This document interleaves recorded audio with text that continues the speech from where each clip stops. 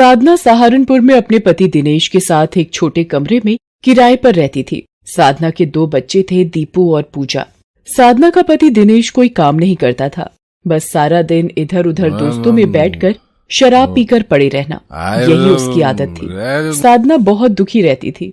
गरीबी की हालत में क्या बनाए और बच्चों को क्या खिलाए, यही चिंता उसके मन में बनी रहती थी। दिनेश शराब के नशे में साधना को पीटता था और बुरा भला बोलता था। एक दिन दिनेश नशे की हालत में घर आता है।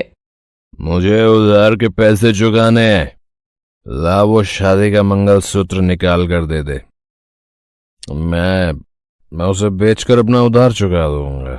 सुनो जी, मेरे पास बस वही मंगलसूत्र हमारी शादी की निशानी है, उसे मैं कैसे आपको दे दूं? मुझे मना करती है, अपने पति से जुबान लड़ाती है। निकाल, कहाँ रखा, निकाल। उस संदूक में ही रखती है ना तू। बच्चे ये सब देखकर रोने लगते हैं।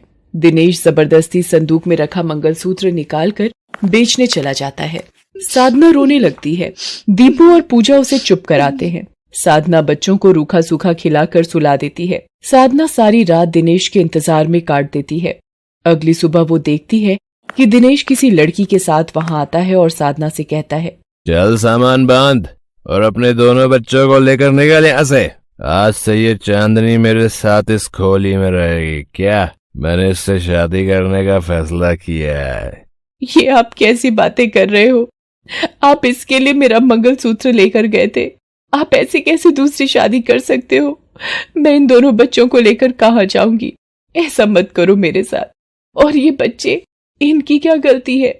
कहीं भी रहो, जियो या मरो, और इस घर से निकल जाओ अभी और इसी वक्त। देख नहीं रहा चांदनी को कितनी परेशानी हो रही है तुम लोगों के रोते हुए चेहरे देखकर, हैं? दिनेश साधना के आंसुओं की जरा भी परवाह नहीं करता। उसके सिर पर तो चांदनी से शादी करने का भूत सवार था। दिनेश को साधना और रोते हुए बच्चों पर बिल्कुल भी दया नहीं आ रही थी। साधना उस वक्त जीवन की कठिनाइयों में फंसी एक गरीब और बेसहारा माँ थी। एक गरीब माँ का संघर्ष पता नहीं आगे साधना और उसके बच्चों को किस मोड़ पर ले जाएगा। ये जाने बिना साधना बच्चों को लेकर निकल पड़ी। उसे नहीं पता था दिनेश ने उसे और बच्चों को घर से निकाल दिया था। दीपू और पूजा रात से भूखे थे। सड़क पर थोड़ा चलते हुए दीपू साधना से बोला, माँ बहुत भूख लगी है, भूख से पेट में दर्द हो रहा है। अभी थोड़ी देर रुको बेटा, मैं कुछ देखती हूँ कि कहीं कुछ मिल जाए शायद। भैया, कोई काम मिलेगा? कुछ भी काम मिल जाए, मेरे बच्चे भूखे हैं। ठीक है, ये ईंटें ऊपर की मंजिल तक पहुंचानी है। ये औरतें भी यही काम कर रही हैं। 100 रुपए मिलेंगे शाम तक की दिहाड़ी के। करना हो तो बोलो। ठीक है भैया जी, मैं ले जाती हूँ ईंटें। दीपू, पूजा, तुम लोग यहीं बैठो, मैं ये काम कर लूँ, फिर मैं तुम्हें बढ़िया बढ़िया खाना खिलाऊंगी। दीपू और पूजा को वहीं बिठाकर साधना पूरा दिन ईंट ढोने का काम करती रहती है। भूख प्यास से साधना का गला सूख रहा था, पर अपने बच्चों की भूख की खातिर वो काम करती रही। शाम के वक्त ठेकेदार ने उसे 100 रुपए दिए। साधना ने उन पैसों में से कुछ पैसों से एक होटल से रोटी और सब्जी खरीद कर बच्चों को खाना खिलाया। साधना के पास रात गुजारने की जगह नहीं थी, इसलिए बस पकड़कर वो बिजनौर अपने भाई के घर चली जाती है। साधना अपने भाई के घर पहुंचती है और सारी बात बताती है। साधना का भाई सुरेश पत्नी शोभा और एक बेटी मुस्कान के साथ रहता है। शोभा अंदर ले जाकर सुरेश से कहती है, देखो जी, ये तुम्हारी बहन यहाँ नहीं रह सकती। हमने कोई धर्मशाला नहीं खोल रखी है। इसे अभी के अभी यहाँ से भेजो, वरना मैं मुस्कान को लेकर अपने मायके जा रही हूँ। हाँ शोभा, तुम ये कैसी बातें कर रही हो? रात के अंधेरे में मैं साधना को कैसे जाने के लिए कह दूं? सुबह होने दो, फिर मैं उससे बात करता हूँ। साधना ये सब सुन लेती है और वो रो पड़ती है। सुबह जब सुरेश उठता है, साधना उससे कहती है, भैया, मैंने आपकी और शुभा भाभी की सारी बातें सुन ली है। बस कुछ दिन के लिए आप मुझे यहाँ आसरा दे दो। जैसे ही कोई इंतजाम होगा मैं यहाँ से चली जाऊंगी। कहीं भी किसी कोने में मेरे दोनों छोटे बच्चों को रहने की जगह दे दो भैया। मैं क्या करूं साधना, तुम्हारी भाभी का स्वभाव तुम जानते ही हो। फिर भी मैं उनसे बात करता हूँ, तब तक तुम यहाँ रह सकती हो। मैं शोभा को समझाने की कोशिश करता हूँ। सुरेश शोभा से कहता है कि कुछ दिनों के लिए वो साधना को घर पर रहने दे। कोई इंतजाम होते ही वो यहाँ से चली जाएगी। शोभा कुछ दिनों का सुनकर मान जाती है। साधना की बड़ी मजबूरी ये थी कि वो अपने छोटे बच्चों को लेकर कहाँ जाएगी। साधना भगवान को याद करके रोने लगती है। साधना आसपास में नौकरी ढूंढने के लिए निकल जाती है कि शायद उसे कहीं कोई काम मिल जाए। साधना के पीछे से दीपू और पूजा शोभा से कुछ खाने को मांगते तो मुंह बनाकर बासी रोटी शोभा बच्चों को दे देती थी। साधना रोजाना सुबह धूप में नौकरी ढूंढने निकलती और शाम को लौटती। तब तक बच्चे उसकी राह देखते हुए घर के दरवाजे पर ही खड़े रहते थे। साधना हिम्मत नहीं हार रही थी। एक दिन साधना काम ढूंढने निकलती है। वो देखती है कि रास्ते में अचानक एक बूढ़ी महिला चक्कर खाकर गिर जाती है। साधना उस महिला को उठाने की कोशिश करती है। थोड़ी देर के पश्चात महिला होश में आती है। साधना उस महिला से घर का पता पूछकर महिला को एक रिक्शे पर घर तक छोड़ती है। घर पहुंचने पर साधना देखती है कि ये तो एक महिला संस्थान है जहां बहुत सी महिलाएं काम कर रही हैं। वो महिला साधना को बताती है, मेरा नाम सुशीला है। पता नहीं कैसे चक्कर आ गए और तुमने मुझे संभाल लिया। शुक्रिया बेटी। तुम्हारा नाम क्या है? जी मेरा नाम साधना है।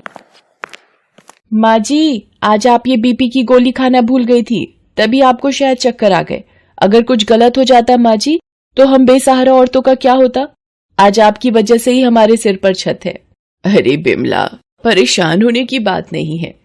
इससे मिलो, ये साधना है। आज इसी ने मेरी जान बचाई है। साधना, मैं ये महिला संस्थान चलाती हूँ। जो बेसहारा औरतें गरीबी और दुख में होती हैं, ये मेरा छोटा सा संस्थान उन्हें आश्रय देने में सहायता करता है। वैसे बेटी, तुम कहाँ रहती हो? साधना रो पड़ती है और अपने सीने में दबा दुख का सारा गुबार सुशीला के सामने निकाल देती है। सारी व्यथा बताकर साधना तेज रोने लगती है, मानो कब से उसने अपने आंसुओं को समेट कर रखा हुआ हो।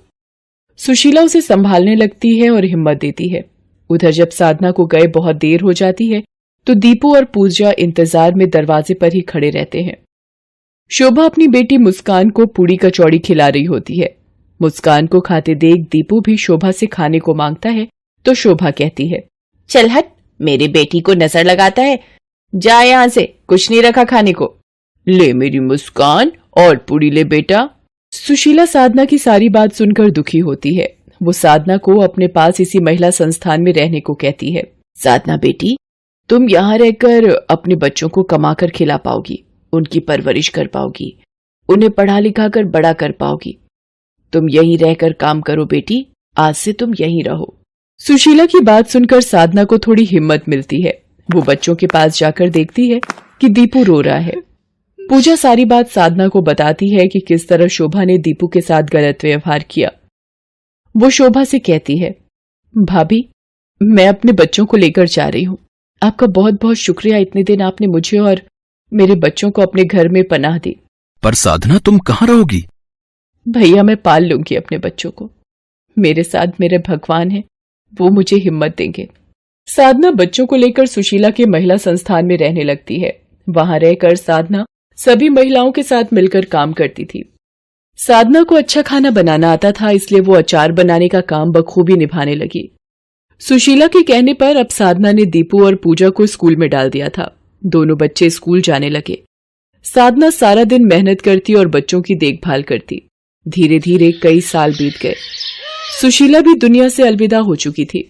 जाते जाते वो महिला संस्थान की सारी देखभाल साधना को सौंप गई। साधना अपनी जैसी गरीब और बेसहारा हर महिला को संस्थान में आश्रय देती थी। अब तो साधना की भी उम्र हो चली थी। साधना को पता ही नहीं चला कब उसकी उम्र ढल गई। दीपू और पूजा भी बड़े हो गए थे।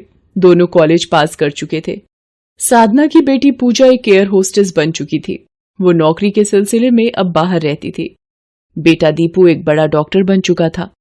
अब साधना का संघर्ष लगभग पूरा हो चुका था। एक दिन जब दिनेश को साधना के बारे में पता चलता है तो वो साधना से मिलने उसके घर पहुंचता है। दीपू, देखना दरवाजे पर कोई है। आप यहाँ? कौन है बेटा, ऐसे चुप क्यों हो गया? माँ, पिताजी। आप यहाँ क्यों आए हो? मुझे माफ कर दो साधना। तुम्हारे जाने के बाद मुझे चांदनी की असलियत का पता चला। वो झूठी और मक्कार औरत थी। मेरे साथ चलो साधना, हम फिर से एक साथ रहेंगे। एक साथ रहेंगे? क्या आप मेरे बच्चों का वो बचपन लौटा पाओगे जो गरीबी में, दुख में इन बच्चों ने भूखे प्यासे गुजारा? नहीं लौटा पाओगे आप। मैं एक अकेली औरत दुनिया के तानों को सुनकर कैसे जीती रही, इसकी खबर तक नहीं थी आपको। आप यहां से चले जाओ।